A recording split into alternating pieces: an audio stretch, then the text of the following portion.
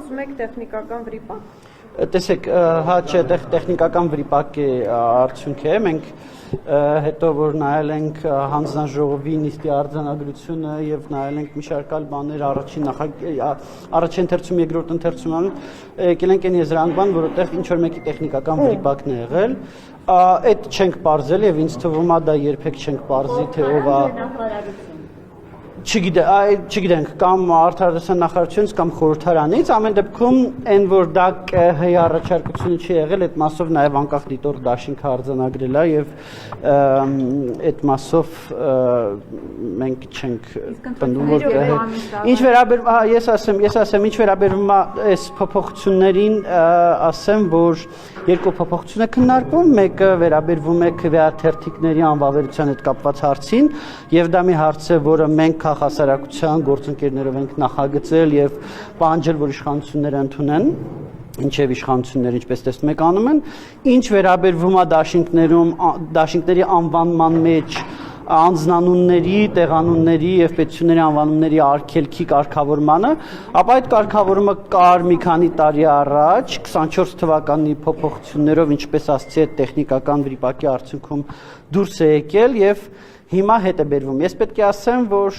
այստեղ մեր մոտեցումը հետեւյալն է, որ այդ կարգավորումը պետք է, այսինքն ինքնին այդ կարգավորումը եւ այդ արգելքը լավ արգելք է, մենք ինքներս ենք դա առաջ տարել տարիներ առաջ։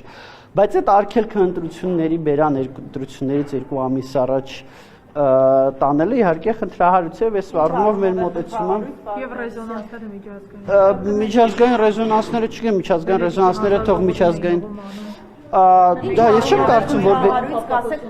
տեսեք ժամկետների առումով, այսինքն այս փոփոխությունը եթե լիներ մի քանի ամիս առաջ գոնե, մենք այս փոփոխությունը կողջունեինք, բայց քանի որ այս դե ակնհայտորեն սա ստեղծում է այն, որ որոշ քաղաքական ուժեր որոշակի բրենդինգ են ձևավորել կամ ձևավորում եւ այդ բրենդինգի փոխելու ռեբրենդինգի որոշակի ռեբրենդինգի կարիք են ունենալու եւ այս պատճառով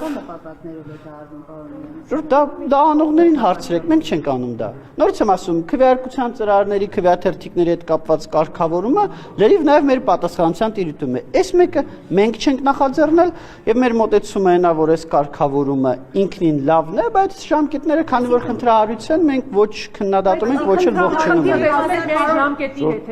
Նախադասություններս ավարտեմ նոր հարցրեք ես ճիշտ ասած ուրիշ առիթով ընդհանրապես ուրիշ առիթով եմ էլի ազգային ժողովում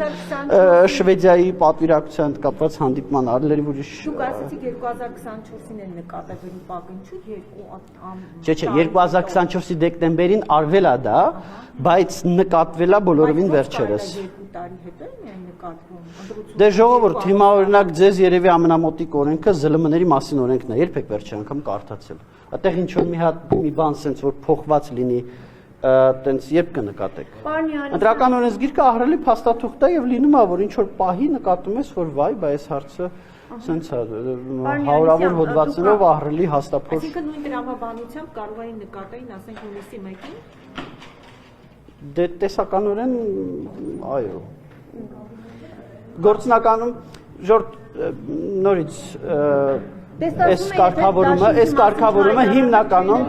կարգավորումը հիմնականում նկատվեց գոնե մեր կողմից նկատվեց այն ժամանակ, երբ որ մենք տեսանք, որ ձևավորվում են դաշինքներ, որոնք այդ թվում անձնանուններ ունեն իրենց անվանման մեջ։ Չէ, ես կարող եմ իմ մասով ասել, երբ որ ես տեսա հայտարարությունը, որ ուժեղ Հայաստան Սամվել Կարապետյանի հետ չէ, եթե ճիշտ եմ հիշում, ես մի քիչ զարմացա, որովհետև ես ունեի վստահությունը, որ 81 հոդված ընտրական օրենսգրքի դա արգելում է եւ ես երբ որ բացեցի 81 հոդվածը տեսա չէ ես չեմ հուշել ես երբ որ բացեցի 81 հոդվածը ընտրական օրենսգրքի եւ տեսա որ այդ արգելքը չկա ես շատ զարմացա ես իմ համար այդ պահին եմ դա բացահայտել ինչ վերաբերում է թե ով երբ է բացահայտել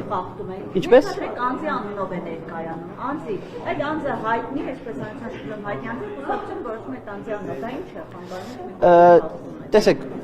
խախտում ասելով խախտումը, եթե դա արգելված է, եթե դա արգելված չի, իհարկե խախտում չի, բայց ինչ վերաբերում է թե ինչի է դա խնդիր, որովհետև դա ապաքաղաքական է։ Շնորհակալություն։